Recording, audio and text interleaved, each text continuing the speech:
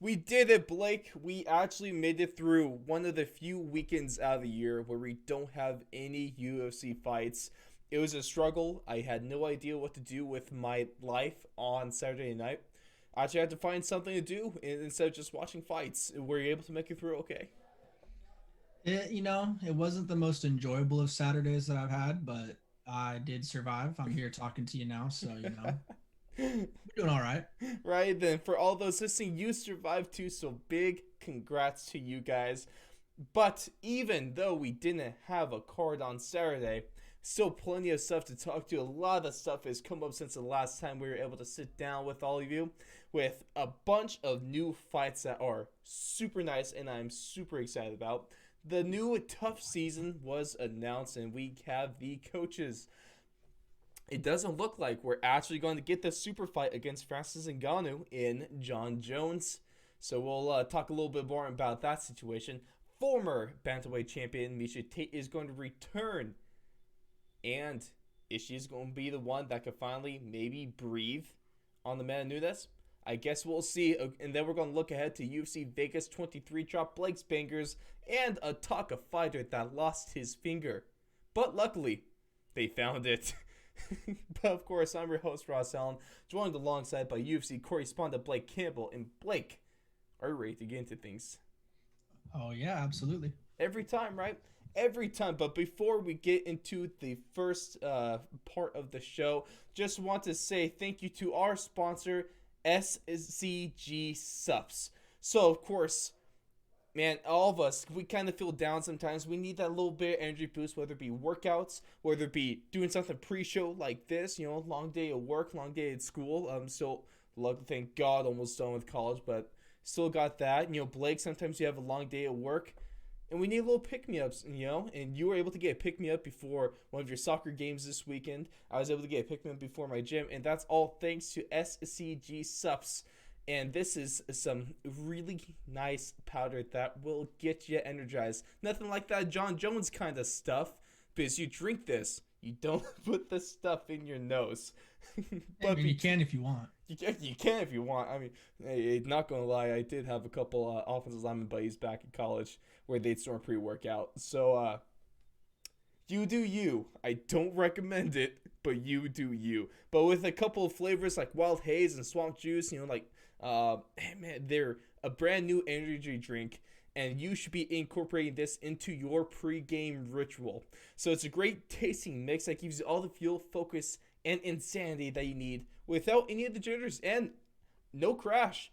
No crash between, mix it with 10 ounces of cold water, about 15 minutes before your workout, and you'll be good to go for hours. So all you need to do is visit www.scgsubs.com because they've extended their holiday buy one, get one free offer. So head over to Instagram and TikTok at SCGSubs to follow the latest updates. Blake, and I can speak from experience.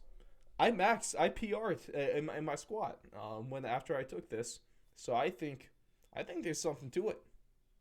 Yeah, I scored a few goals this weekend. I don't want to be A little bit too, of a hattie, a little bit of a braggadocious, hattie. but it did its job. I'd say definitely did its job. So big thanks to those fellas. Please go check them out. This is some good stuff. Brand new company too. So let's help them get off to a good start. Also, it's still going on. It hasn't stopped. Thrive Fantasy, your best shop, your one-stop spot for all of your sports betting needs, especially when it comes to prop betting. I've gotten into a little more, especially with the start of the MLB season. Super fun, super easy, and already making some money off of that, which is always great. So just go to thrivefantasy.com or download the Thrive Fantasy app on the Google Store or the Apple App Store and use promo code fourth and long on a deposit of $20 up to $50. They will match you. So that's just essentially free money right there. But let's get into this first fight, Blake, because I hate to say it, but no, I don't. I kind of called this, especially after Gilbert Burns liked my tweet to him on Instagram or on Twitter talking about this. We are getting at UFC 264 Wonder Boy Thompson and Gilbert Burns And this is a huge fight for both because Burns can get back onto the winning ways after taking a bad knockout loss in his title shot against Kamaru Usman. And Wonderboy could potentially put himself into a title opportunity with a win here. Yeah, this is a big matchup, an important matchup for the division too.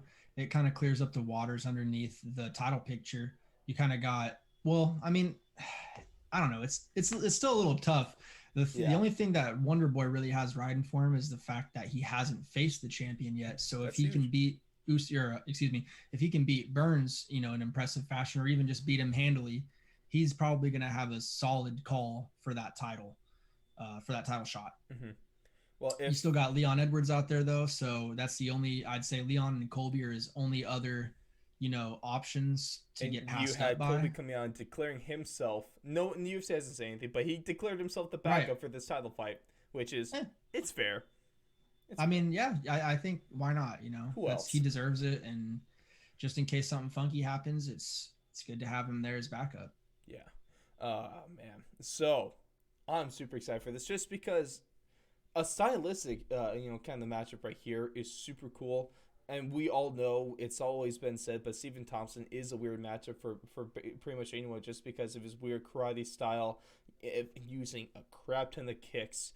And almost no one has really seen a fighter like him, so it's always going to be interesting to see what someone like his opponent, like Gilbert Burns, is going to be able to do. See if Stephen Thompson is able to effectively utilize and keep Burns out in range, so he doesn't get taken down and shown that black belt jiu-jitsu.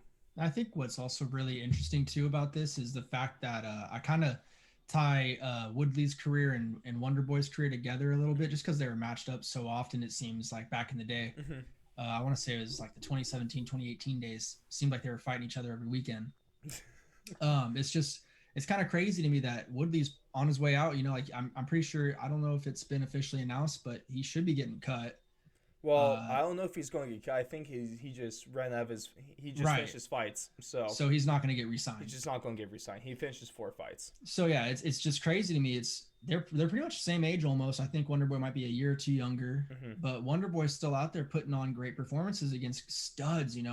Guys like Jeff Neal. Now he's fighting a guy coming up, Gilbert Burns. If he can take out Gilbert Burns, that guy is, man, he's getting on his way up there as one of the greatest of all times for welterweights, really, because he's taken out almost everyone besides Woodley. He's at least top 5 at this point, I would say. Yeah, I would say he's top 5.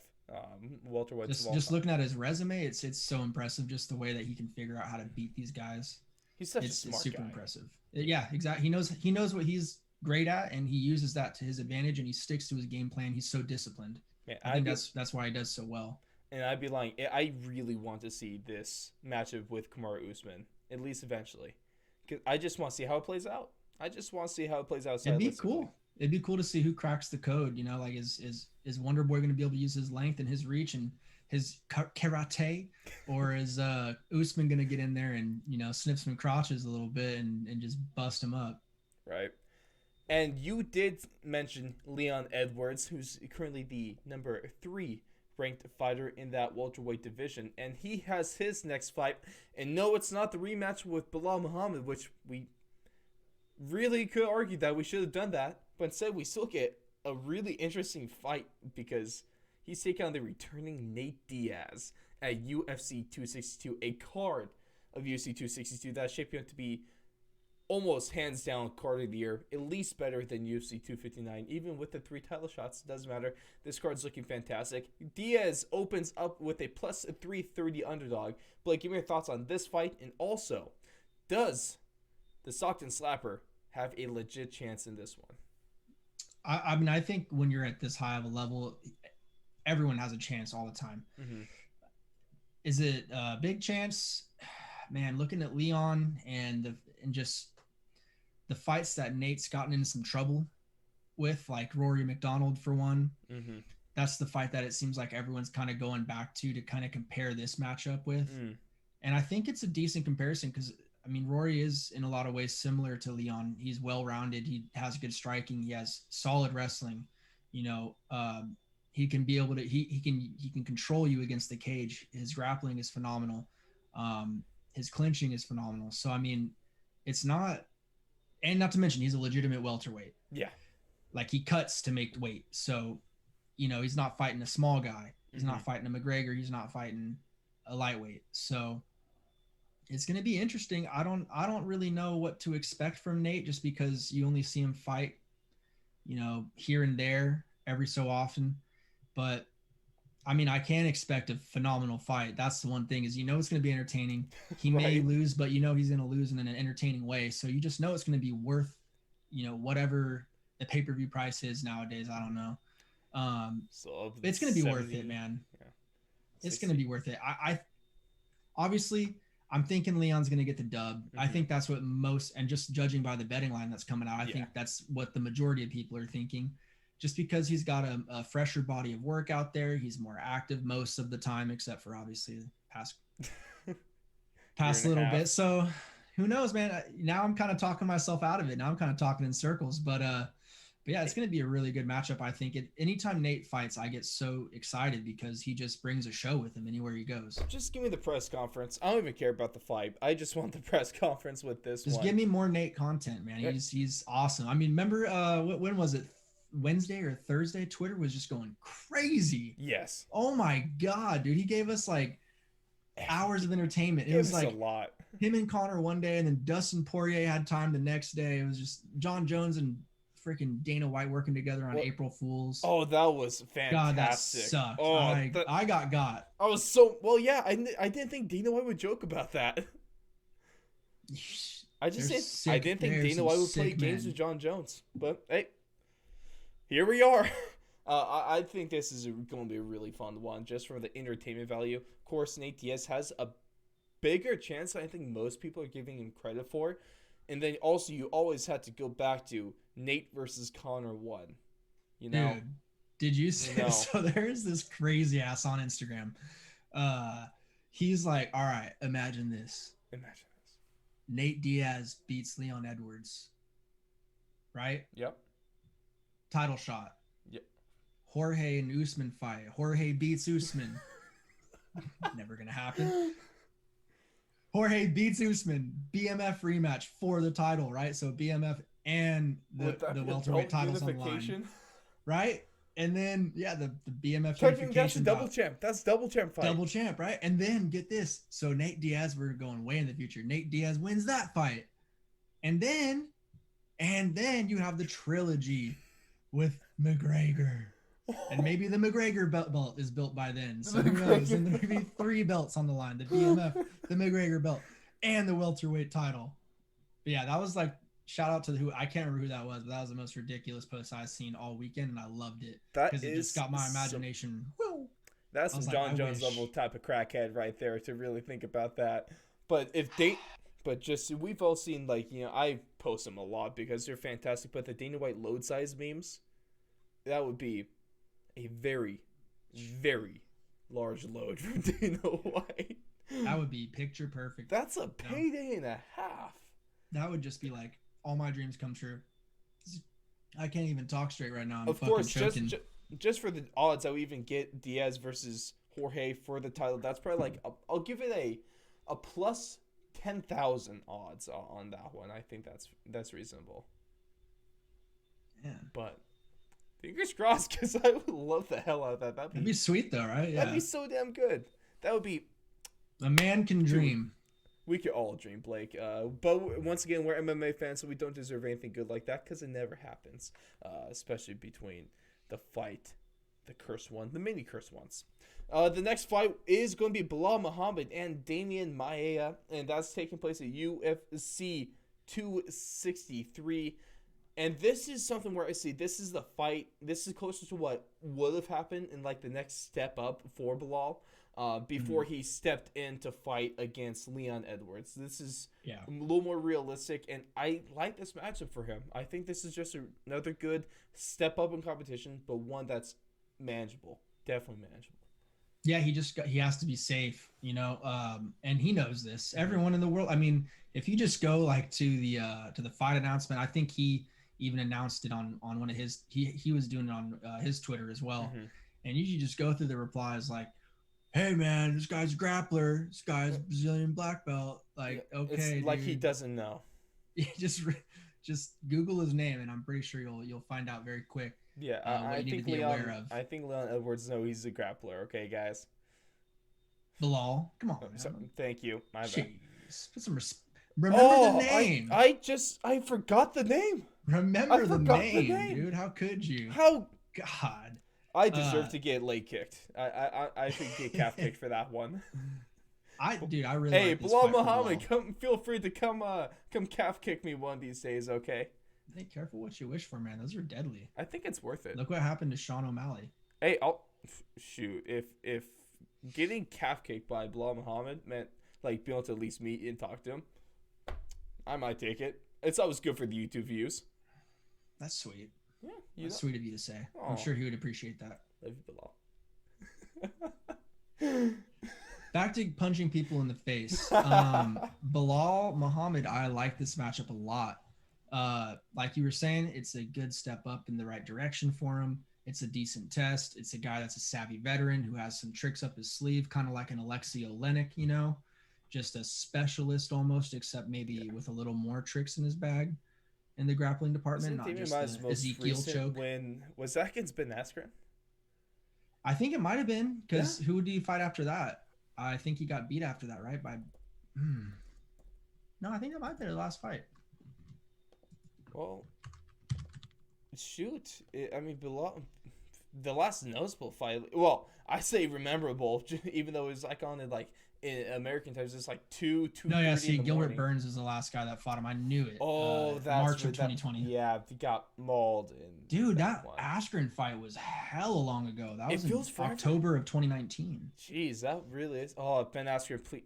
He's going. And then he was actually on a 3-fight win streak. Can you believe that? He beat Lyman Good, Anthony Rocco Martin, and that was actually a really yes. That was actually also, really just want to say Ben Askren is going to whoop the hell out of Jake Paul, and it's not going to be close. Logan Paul's little brother? Yeah.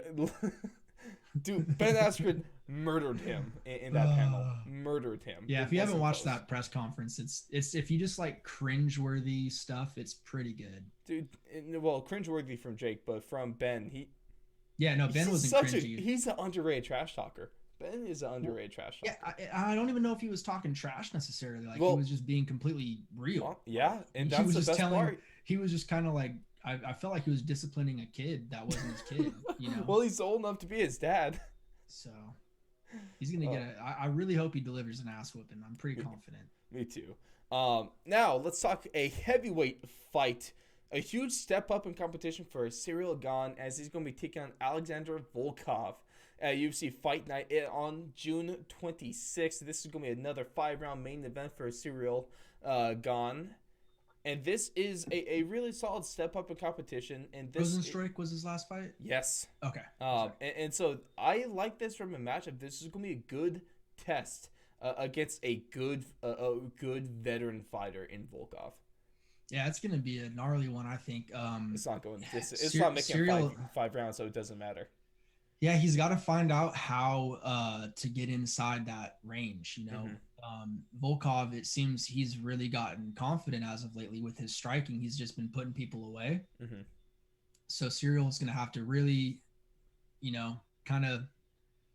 I don't know. He's gonna have to go in there swinging, man. I really think he's gonna have to go Francis Ngannou against Rosenstruik mode almost if he wants to. Or I don't know. Maybe what about Derek Lewis versus Volkov for a better analogy?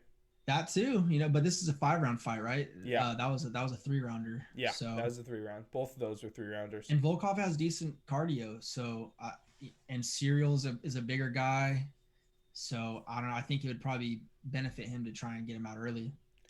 You would think It's a good fight, though. I think it's a great fight for the division. Yeah, dude, at least this last week, the UFC matchmakers were on fire. Yeah. Every fight's a great fight, and they're just on point. This almost perfect fights for every single one of these guys. It's hard to really book it better. And speaking of a fantastic fight, let's go to the featherweight division, and let's get Danny Ige called him out a number of weeks ago after his fight, and we're getting it. And the main event of UFC Fight Night on June 19th, we're getting Dan 50K Ige against the Korean zombie Chan Sung Jung. And I am so damn excited for this fight. It's going to be phenomenal because both guys know how to throw it down. Yeah, this is huge. I mean, it's kind of a crossroads. I feel like for Korean Zombies, do you want to continue fighting down a little bit, or do you go back up towards the title? You know, he's not a young fighter by any means. No. So mid to upper 30s. I want to say closer to mid. So this is kind of a huge fight for him, in my opinion. Dan Ige, he's closer, I think, to a 500 fighter, I want to say, in the UFC. But man, his wins are so freaking impressive. His last win against Minna, right? Yeah. Who was that against? No, that was not against Derek Minner. That was Gavin Tucker. Yeah, and that was what 40 seconds? No, that was like 20 seconds into the fight. It was like, it was 22 seconds. 22 seconds. Yeah. Oh, dude. I mean, it was pretty much in the first exchange. Yeah. And this fight's not going to be like that. No, but, that was one punch. That was one punch. Yeah, I think the thing that's going to kind of bode well for Ige is the fact that Zombie, in his last few firefights that he's gotten into, he's gotten put away. Think of the Yair Rodriguez fight. I now might have been by a spinning back elbow or whatever, but still, he there's openings, right? Yeah. Think of the Brian Ortega fight. Kind of got butchered a little bit. Yeah. So Dan Ige is a guy I think that can put him in those deep waters again in the striking department. Might be able to take him out again. Dude, this is just, I don't know what to say. It's just a really damn good fight. It's almost like just one of the featherweight division itself. The featherweight division is in terms of talent, maybe not matches, because we'll get into that in a second. It might be on pause for a moment, but the talent in that featherweight division is so damn good. I mean, even on the back half, you have Edson Barbosa, Bryce Mitchell, Shane Burgos. Those aren't even top 10 fighters. I mean, come on. This division's great, and this is going to be a fantastic summer to look forward to. And of course, with the fantastic summer, take a look ahead at UFC 264. After the lightweight title between Michael Chandler and Charlie Olives was booked, we always just kind of assumed that was going to be McGregor versus Poirier 3. And we're getting McGregor versus Poirier 3 at UFC 264. And Blake, there's been a lot of talk about this. Is Conor McGregor's legacy on the line? Because he hasn't really had a notable win in years now. Oh, yeah, big time. Anyone that says otherwise is just delusional, I think, at this point. I mean, anyone with a sense of pride would say, yeah, absolutely. You got to win to be the man. You can't be the man if you're not winning. You can't lose and ask for a McGregor belt. Yeah, no, that doesn't happen. If he loses again, I mean, he's almost on undercards again. Is he out of a main event? And now, in terms of popularity, obviously that would never happen. I'm saying in terms of performance standpoint, like guys would be getting put on the undercard after that. If he loses, he might lose a main event shot. This is a huge fight for him, man, because it's pretty much a guaranteed title shot after this fight. I mean, this is already pretty much the fight for the title.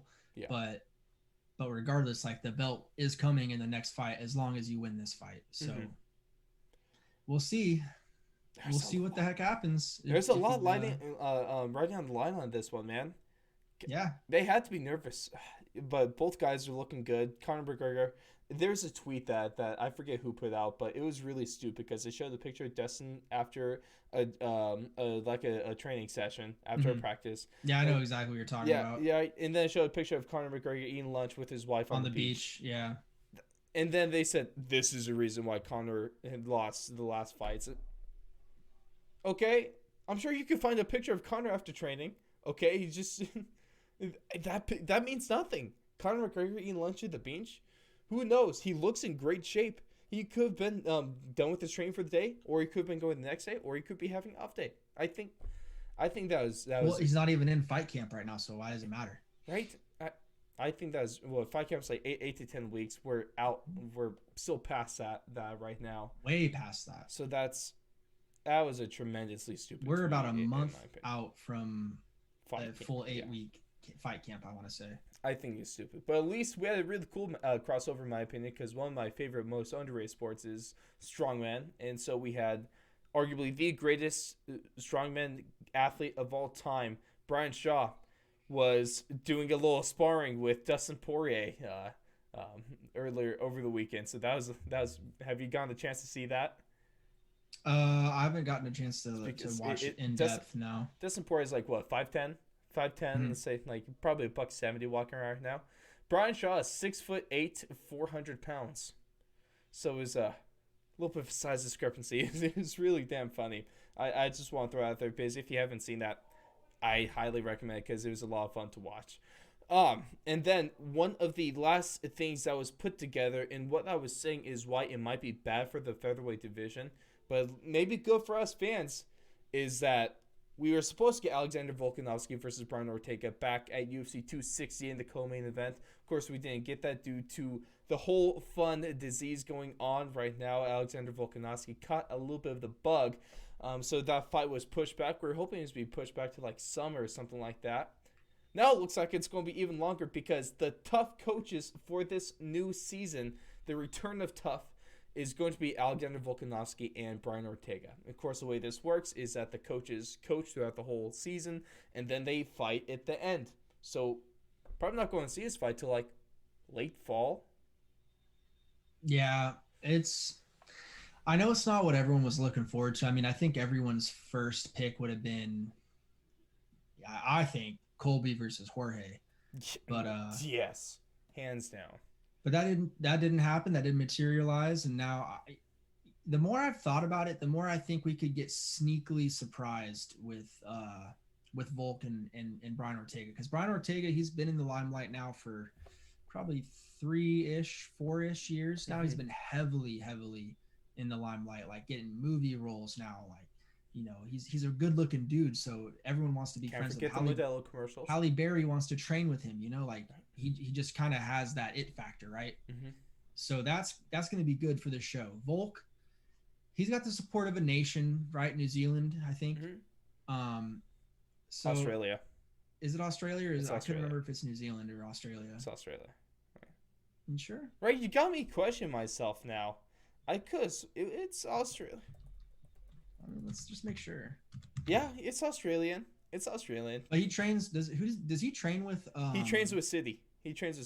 Okay, so yeah. He does train with like Adesanya and all them, right? He trains there. Because that's what I was thinking. He's an Australian guy. He definitely sounds Aussie, but I didn't know. It's not Aussie, actually. It's Aussie with Z. Aussie. Yeah, but it's pronounced Ozzzy.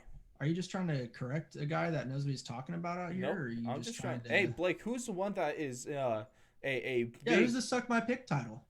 Okay. Right, wow, we're really going to pull that out. 3 times in a row? Most defenses ever in history? Uh-huh. Oh, that's right. That's me. So I'll do the correcting around here. You bastard. Fine. Yeah. Back to what I was saying. I think we could be pleasantly surprised with this tough season. I'm looking forward to it. I think it's going to be great. The only thing that sucks is just the featherweight division in general, just the no movement. Yeah, it's almost like what's the beat is doing right now. Just nothing. It's going to be a little bit of nothing. Mike Holloway might have to wait a little bit before he gets his fight here. Maybe by the time that we finally get Volkanovski versus Ortega, Josh Emmett will be back in the UFC fighting. I heard something bad about him the other week. I heard he got like a setback or something. Yeah, I think a back. I think a back thing. Little kind of a botched medical procedure is what it was. So he's been out for like a year and a half now, right? It's been about a year. Been about a year. I think 10 months. I think it's been about 10 months. Because that Shane Burgos was on the Dustin Poirier Dan Hooker fight. Or a Dan Hooker card. So that was early last year, right? Yeah. Early last year. Yeah. So I can't wait till it comes back. It essentially is what it is. Now we get to talk some more heavyweight controversy, quite possibly, because we're all looking for the super fight between Francis Ngannou and Jon Jones, but now that fight is in doubts. As the UFC report, according to Ariel Helwani, they're kicking the tires on a rematch.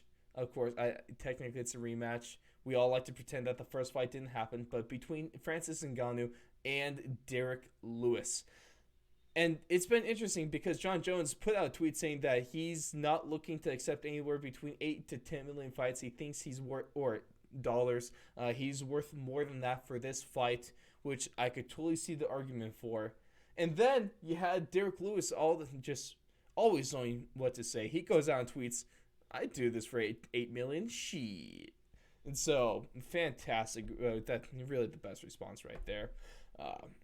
So the UFC, they're looking into possibly going to July 12th, the UFC 263 for this fight. Apparently that time will not work for Francis Ngannou. So does this allow us to push it back and then still look at John Jones versus Francis Ngannou? Or are we going to go ahead with this rematch? What should happen here? I mean, I think what should happen is obviously the John Jones fight. Mm-hmm. But what's going to happen is kind of it. I think the ball is kind of in. I don't know. It's kind of at half court almost. Yeah, right. No one's controlling this. Because there has to be some common ground that they find. It seems like they're just on such polar opposite sides. You know, John Jones wants more money. Dana White is just not even close to being about that, and I don't know if he's even close to thinking about a pay raise in general. So that's going to be a lot to kind of sift through and I don't know. They're going to have to come to some sort of agreement or compromise, I guess would be the better word to use, because that's what it's going to have to be. And that's why I'm leaning more towards the Derek Lewis fight, unfortunately, just because availability, that's your best ability, in my opinion, in professional sports. And Derek Lewis is going to be available, and hopefully that fight's better this time, but there's no way it can't be. I'll knock on wood already for that. I'll knock on wood, but there's no way it can't be. We'll see, man. It's not gonna. I don't know. That's gonna be a tough. They're gonna have to put like a phenomenal co-main, and possibly even like just a stacked card in general, because that fight right there is going to turn off, I think, a lot of people. And the fact that people are going to know, okay, you're not even working with John right now, so right. A lot of people might take John's side. So it's just kind of a mess, unfortunately. Jones, he's trying to get more money. He put it out that he says that he's in it for all fighters. I don't buy that. I don't buy that for a second. Yeah, he was saying that on the Steve-O's Wild Ride podcast. And it just doesn't really make too much sense, because I don't understand how like the little guys would benefit from John Jones, holding out for more money. It's not like they have that same type of negotiating power. They can't just go in and demand more money their first fight. They got to do something first and prove and show why they deserve, a raise in pay. John Jones, I definitely think he could negotiate a bump in pay, but he doesn't really have a lot of momentum right now. No. And yes, it is two of the greatest of all times fighting against each other. The fight sells itself, blah, blah, blah, blah, blah. But it just, I don't know, man. You can't just, I can see Dana's side. Let's just say it that way. I can see both sides, but I can definitely see Dana's side a little bit more than I can see John Jones' side, just because of the performances that he's been putting out recently. And another thing that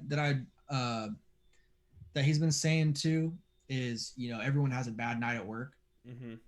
But if you've had 2 bad nights at work back to back, your last 2 times going to work, it's kind of becoming a pattern, right? I don't know. Let's look at these last fights. Let's look at the last. And the way he's talking about it too, dude. Like, I'm telling you, go watch the Steve-O's Wild Ride podcast. The way he's talking about the Francis Ngannou fight, I don't know. Maybe it's just me, but it's got me worried a little bit, because he is talking a lot about getting knocked out. He's like, you got to be okay with the worst case scenario. In the worst case scenario, it's really confusing, because he knocks you out and he breaks a few bones and he fractures a few bones in your face. And I'm like, dude, like, if that thought has already entered your mind, I think you've lost. Like, you need to. John Jones is so confusing to me at this point. But you're saying he's kind of limping into this almost, because his last 5 fights, let's go through them. Back in 2017, we had the no contest between him and DC, because, the picograms in that one. Pictograms. Then it was Alexander Gustafsson, and so that was a good fight. Yeah, that was a real good fight with the rematch right there. But besides that, we had Anthony Smith. Not a real good fight for Gus, though. No, no. Just for John. It was, but then we had Anthony Smith, which was a unanimous decision where Anthony Smith could have won the belt if he took the DQ right there because the illegal knee strike to a ground opponent. John Jones could have and arguably should have lost that fight. And then the next, Aljamain would agree. Aljamain definitely. Aljo would agree. Aljo would agree on that one. That's for damn sure. Then we had Thiago Santos, where he won a split decision. He almost lost a guy with 2 torn knees, 2 totally blown out knees, and so that's not good. And then to a lot of people, he arguably lost to Dominic Reyes in a unanimous decision back in early 2020. So I mean, John Jones, sure, arguably easily one of the greatest fighters of all time. He's the current pound for pound best fighter in the world right now. But it's been a while since we've seen a John Jones performance. Yeah, it's been a while since we've seen the John Jones that won the title at 23 and just started executing people in the octagon. Yeah. I miss that John. I miss the one that would come out there and just kill folks. You know, he went out there with an agenda. It seemed like just get in there, kill someone, and go do a bunch of hard drugs. I miss that John Jones. Let's also not forget about hitting women, pregnant women, and another. Right, not good. Speaking of champions, with John Jones, a former bantamweight champion, Miesha Tate, UFC and MMA women's legend, is returning to the octagon against Marion Renault at a UFC event on July 17th. And with this return, there's not a whole lot for Amanda Nunes right now. Is there a way that the former champion is able to work her way back into a title shot and maybe be the one to breathe onto Amanda Nunes and her bantamweight title? No, she's not going to be anywhere close to touching Amanda Nunes. Not even any lead up to the answer, just a straight up no. She might have a couple good fights left for the UFC, but I hope they're not trying to build her up to go take on Ronda Rousey. Amanda Nunes again. That's a throwback. Yeah, another person that's beat her twice though, so let's hope she doesn't add to that list. Straight up. I am excited to see her back in the octagon though, at least. She's a fun person, fun fighter, and a damn good one, so it's nice. She's not done, but what's funny is it looks like Renault this is her retirement fight. But what realistically should we expect to have Miesha Tate in her return?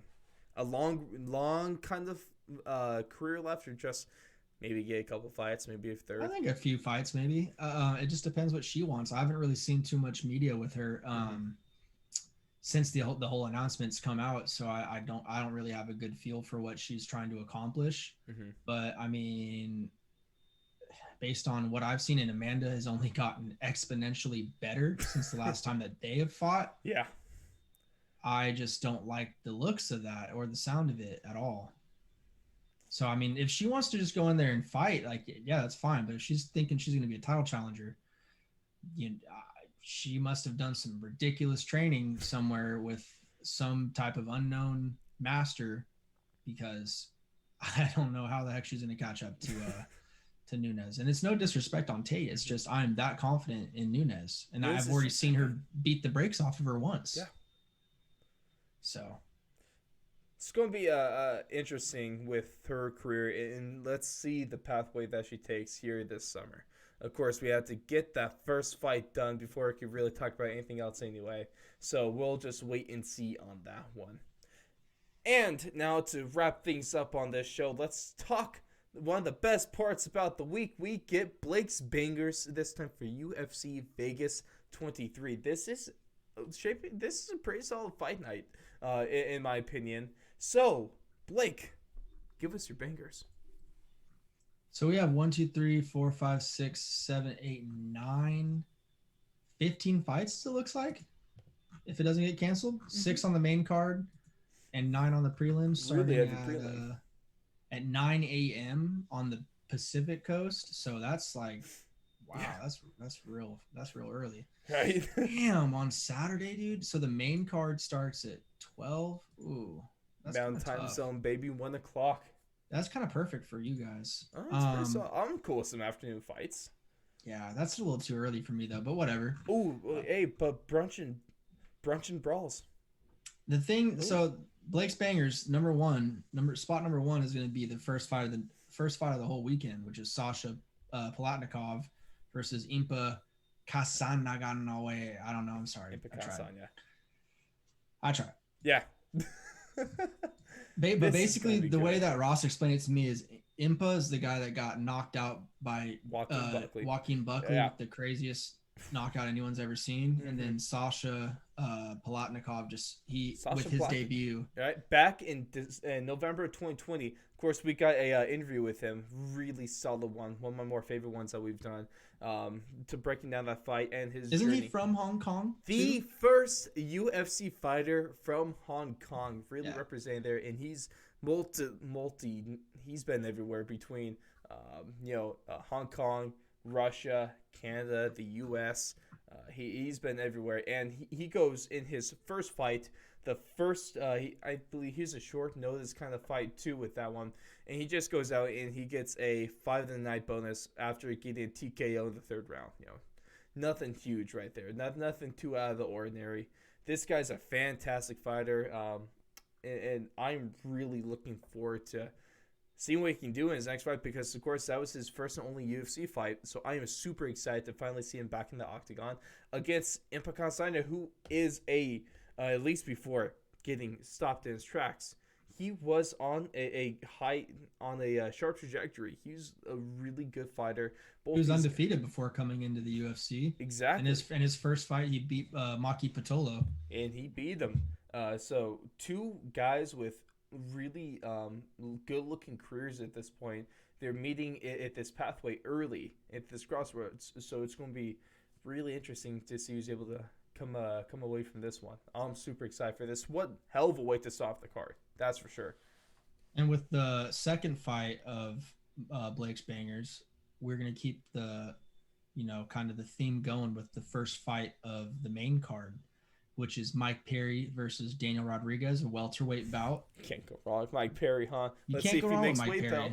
We've been seeing the crazy stuff he's been saying. Well, he always entertains. That's the thing, is he always is going to give someone something to talk about, whether it be who he chooses to bring to the ring with him, coaching, whether it be the actual performance he puts on, knocking people out or getting his face rearranged. Whether it be wanting to quit fighting and start up a food truck. Whether it be pantsing somebody at a UFC weigh-in, pretty much. Kicking a glass door and cutting yourself. He's a good time.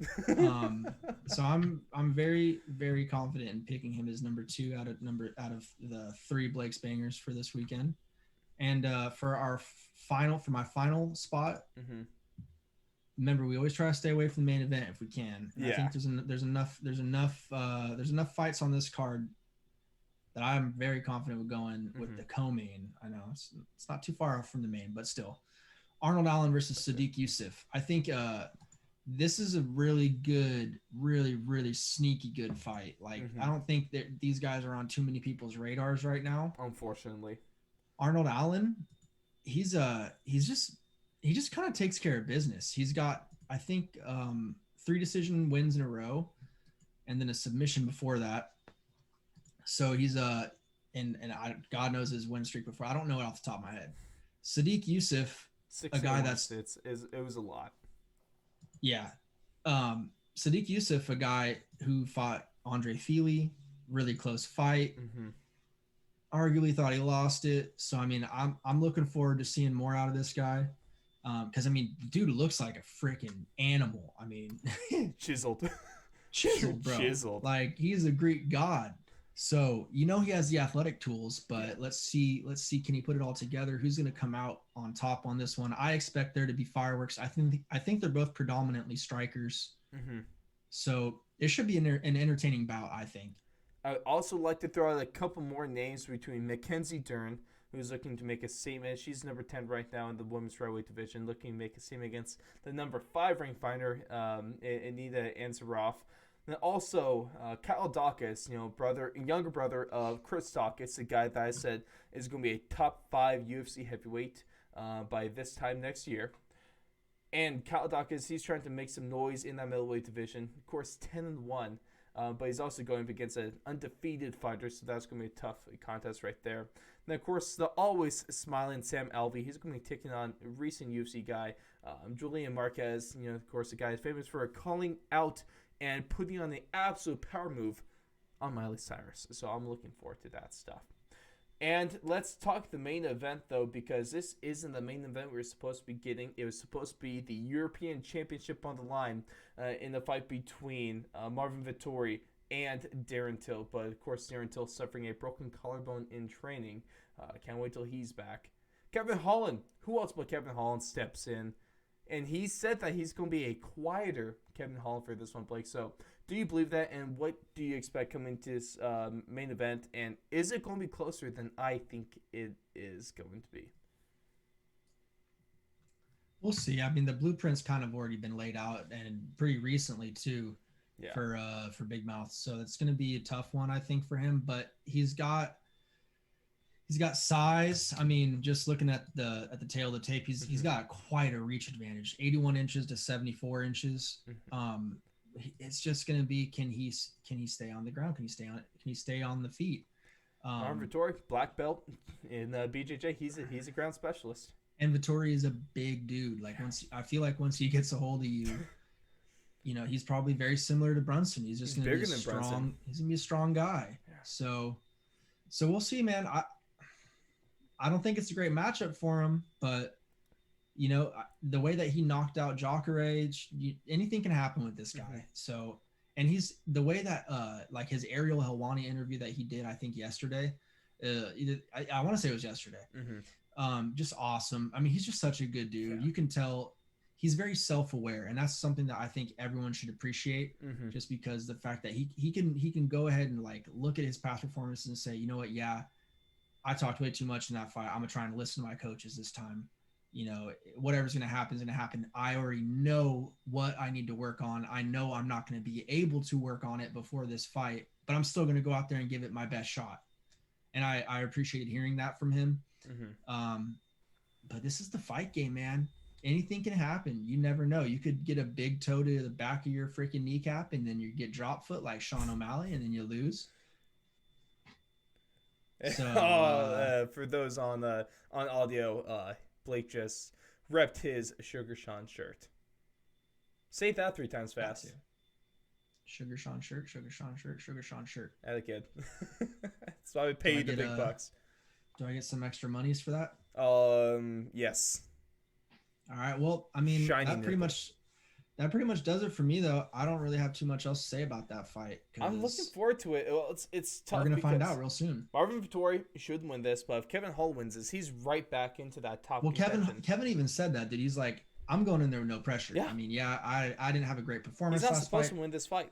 But this is Marvin's fight. This is his main card. I'm coming in here to do a job, to fill a role, and And I respect both fighters for still wanting to fight, but the problem is if Marvin Vettori handled Darren Till, there's an argument for a middleweight title shot for Marvin Vettori. Yeah. Now, if he handles Kevin Holland, he's still going to be up there. He's still going to need another shot. But yeah, he's going to need another fight. If he knocked the hell out of Darren Till, there's a good chance he gets the title shot. If he just beat him, I think. Now, because then Robert Whittaker, though. Because Whittaker. That's the only thing. That's the only thing right there, man. But that's who you should call out, though, in my opinion, is if you get this dub, call out Whittaker. It's because either Whittaker is after. Call out the Whittaker or Gastelum winner. That's it. So call it Robert Whittaker. Hey, you got to give some respect on Kelvin's name, bro. He's a good guy. I'm not going to talk about the person because he's a fan. I have no right to talk about that, but the Reaper is just on a whole other level. Also, I just want to see the rematch between Israel Adesanya and Robert Whittaker because they're in 2 totally different places in their career right now, and I want to see that. But that's essentially going to do it for us this week. But just real quick before we get off, I want to say the weird story of the week, I guess, because back on Friday in CFFC, fighter Katan Pilev lost his finger in a fight. Blake, we've seen Max Griffin taking ears. We've seen, talk about Mike Perry. We've seen Mike Perry's nose just being all beat and bent to hell. We've seen stuff like Cowboy Cerrone, that giant eye swelling that he suffered. Lipski, oh yeah. Most popping recent that knee out. Right. And most recent recent one we saw Justin James with that big old grape looking eye. Yeah. But now this guy lost a finger. He lost a finger. They found it in his glove on the way to the hospital. It's reattached, and he's still expected to fight and be able to have full use of it, which is fantastic news. But That's lost weird. A finger. Who loses a finger? I don't know, man. They need to look at those gloves. It was gross. I did just no finger. But yeah, just wanted, if you haven't seen that and you can stomach it, go check it out, because that's some weird stuff right there. But that is going to wrap it for us on this most recent edition of UFC Talk. Let us know what you guys think about any of these new fights that were announced. Your thoughts on tough coaches Volkanovski and Brian Ortega in that featherweight division. What we should do with Francis Ngannou, who he should fight next. And your best fights for UFC Vegas 23. So once again, check out thrivefantasy.com. Thrive Fantasy, the app on the Google Play or the Apple App Store. SCG Subs, go to scgsubs.com for some really great pre-workout, because that stuff is some solid stuff. I normally don't do caffeine though, and it helped. And thank you to our Patreon supporters. Of course, these guys really help keep the show going as well, from besides just our fantastic sponsors. So thank you to Ray, and for all your card needs, go check out at The Big Back Box on Instagram. Shout out to Neil Wiley and his YouTube channel, Chosen Problems. And a big thank you to Ryan Watson as well. And if you want to become a member of this prestigious group, just starting at $1 a month, you can go to patreon.com/4thandlong. But Blake, to sum up your thoughts on a fingerless fighter in one word or phrase, what would it be? Disturbing. I think disturbing is very fair. We'll catch all of you in the next one.